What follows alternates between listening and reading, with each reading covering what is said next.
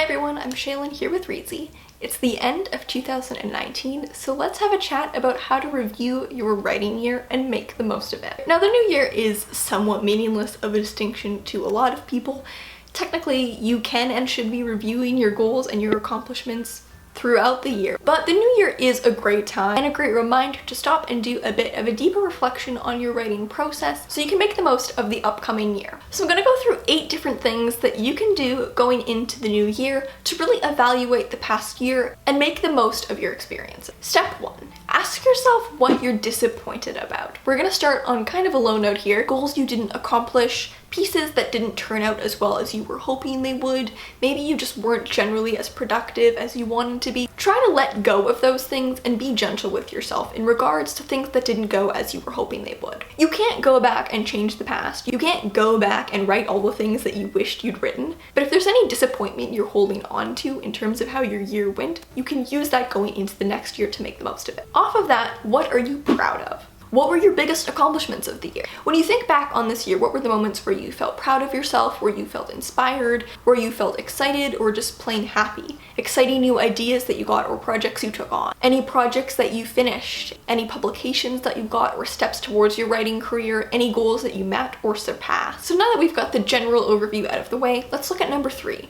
What were your goals? Which ones did you accomplish? Which ones didn't you accomplish? But most importantly is to ask yourself why. A failed goal might seem like just a failure if you look at it just on its own, but if you ask yourself why you didn't accomplish that goal, you can actually take away a lot from that. If it was because of poor management and you didn't start writing your epic fantasy saga until November, that's something you can use going into next year to kind of steer yourself back onto course. But maybe it had been your goal initially to start writing this epic novel and get a full draft of it done, but early on in the year you realized that the book just wasn't ready and you wanted to spend the year doing deeper planning so you'd be ready at a later point. Yeah, you didn't technically do what your goal was, the goal you set in January. Instead, you just steered course to set yourself up for success later. So even though you technically didn't accomplish the goal, it's not really a failure at all. You accomplished something, it just wasn't what you set out to accomplish. Number 4. Alright, let's look at some stats. How much did you actually write? So this year I felt like I'd done nothing. I got to the end of the year and I was like, what did I write? And then I realized it was because all my writing was spread over a ton of projects. So I did a little bit of math and I added it all up. And it turns out that I'd written like 120,000 words,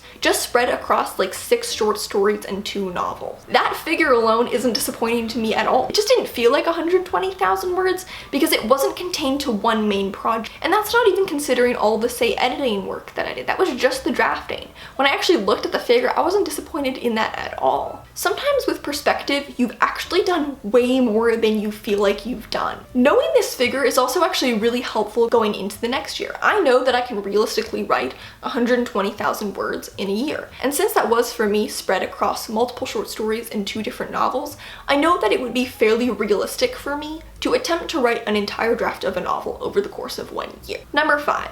Ask yourself how your writing process changed. Your writing process doesn't need to stay the same. In fact, I think that your writing process should probably change for every book you write. Every book you write is going to be different and is probably going to need a slightly different approach. Sometimes in a major way, sometimes in just a little way. So ask yourself how your process evolved compared to the beginning of the year. Are there any things that you started doing differently? Are there any things that you used to do that worked for you but now don't? For me, I used to write with daily word counts all the time. Daily word goals were super motivating for me, but I kind of stopped using them and found that when I did use them throughout the year, they really didn't work. They were just discouraging and I ended up writing less than when I was using them and didn't feel as motivated to write. So that's something that I noticed changed for me over the course of the year. And so going into the next year, I'm not really even going to try to use daily word count goals at any point because I know they didn't work for me this year. Number 6. How did your writing style change? Did you feel like you noticed a significant evolution in terms of your writing compared to the beginning of the year?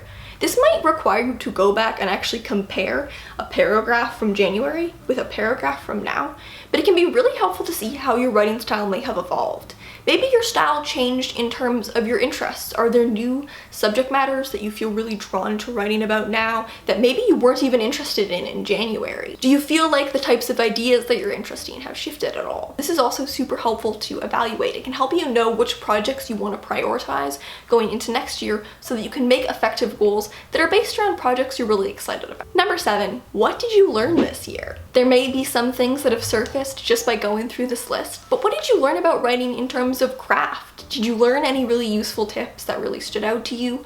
Did you try any new techniques that you found really benefited you? Anything that you learned this year is definitely a huge accomplishment, even if you didn't achieve a single one of your goals. If you can identify things that you learned, that's maybe even more important than, say, ticking off the goals that you set at the beginning of the year. And number 8, finally, knowing all this, what are your goals for next year? We've got an entire video from last year about setting goals and how to set goals that will really work for you, how to create effective goals that will really work for you and be beneficial, so I'll leave that in the cards for you to check out. So what are your goals for next year? I would love to hear about them, so leave them in the comments. And did you accomplish your goals for 2019? I feel pretty happy about mine. I accomplished most of them.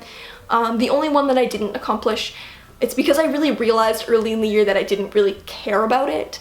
And so I kind of just abandoned that one. Thank you so much for watching. Happy New Year. Remember to subscribe and turn on notifications so you don't miss any new videos from us. We've got new writing, editing, and publishing videos every Tuesday and Friday. Until next time.